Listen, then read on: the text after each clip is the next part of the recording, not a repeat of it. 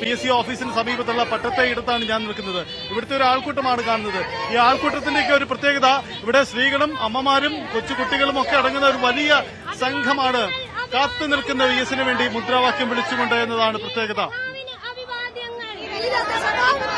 VS-നെ അത്ര ഇഷ്ടമാണോ? അതെ, നമ്മുടെ വികാരമാണ്. നമ്മുടെ പറയാൻ വാക്കുകളില്ല, മുദ്രാവാക്യത്തിൽ തന്നെ ഉണ്ട്. നമ്മുടെ മനസ്സിലെ നമ്മുടെ റോസാപ്പൂവാണ്, നമ്മുടെ നെഞ്ചിലെ റോസാപ്പൂവാണ്. നമ്മൾ ആ മുദ്രാവാക്യങ്ങളിൽ തന്നെ സഖാവിനെ പറ്റി ഒരുപാട് കാര്യങ്ങൾ പറയുന്നു. ഞങ്ങള് കരുത്തുറ്റ നേതാവായിട്ടാണ് ഞങ്ങൾ കാണുന്നത്. ഒരുപാട് പ്രക്ഷോഭങ്ങളിലൂടെയും സമര പോരാട്ടങ്ങളിലൂടെയാണ് അദ്ദേഹം നമ്മുടെ ഇന്ന് കാണുന്ന കേരളത്തെ സൃഷ്ടിച്ചത്. വലിയ VS-നെ പോലെ ഒരു നേതാവ് ഇനി ഉണ്ടാകുമോ? അങ്ങനെ നിങ്ങളൊക്കെ കരുതുന്നത്? എന്ത് പറയാൻ, ഒരു ജനപ്രിയ നേതാവിനെയാണ് ഞങ്ങൾക്ക് നഷ്ടപ്പെട്ടത്. അത് മാത്രമേ ഇപ്പൊ ഞങ്ങൾക്ക് പറയാനുള്ളൂ.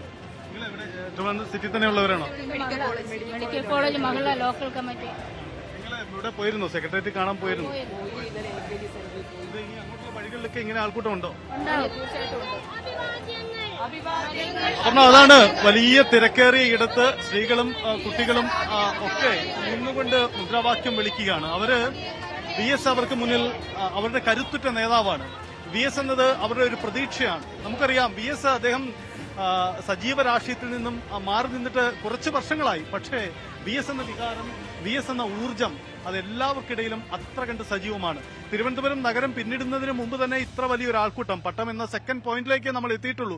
ഇനി ഇവിടുന്ന് നഗരവീഥികളിലൂടെ നിരവധി ആളുകൾ നിരവധി ഇടങ്ങൾ കടന്നു പോവേണ്ടതുണ്ട്. സ്വാഭാവികമായും പ്രതീക്ഷകൾ, നിശ്ചിത ഷെഡ്യൂളുകളൊക്കെ തെറ്റുന്ന തരത്തിലേക്കുള്ള ആൾക്കൂട്ടം എല്ലായിടങ്ങളിലും സജ്ജമാവുന്നുണ്ട്. നമുക്കറിയാം നഗരത്തിൽ ഉള്ളവർക്ക് ഒരുപക്ഷെ സെക്രട്ടേറിയറ്റിലും AKG സെന്ററിലും ഒക്കെ എത്തി VS-നെ കാണാൻ സൌകര്യമുണ്ടായിരുന്നു. പക്ഷേ ഇതിനപ്പുറത്തേക്കുള്ളവർ അങ്ങനെയല്ല. അയൽ ജില്ലകളിൽ നിന്നൊക്കെ ഈ ദേശീയപാതയുടെ ചില പ്രധാന പോയിന്റുകൾ കേന്ദ്രീകരിച്ച് ആളുകൾ ഇങ്ങനെ തടിച്ചുകൂടുന്നു എന്നാണ് നമുക്ക് ലഭിക്കുന്ന റിപ്പോർട്ടുകൾ.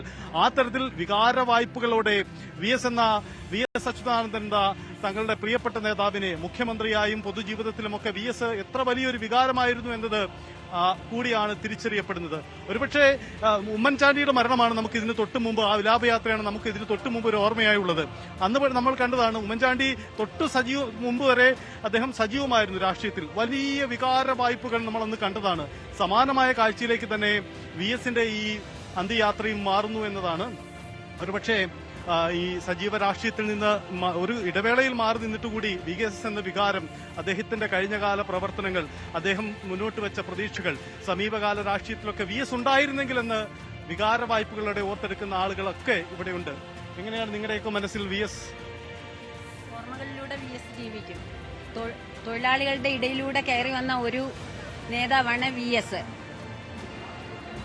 ജനഹൃദയങ്ങളിൽ ഇടം പിടിച്ച ഒരു നേതാവ് ഇതുപോലെ ഇനി ഉണ്ടാകുമോ എന്ന് പോലും സംശയമാണ്. അത്ര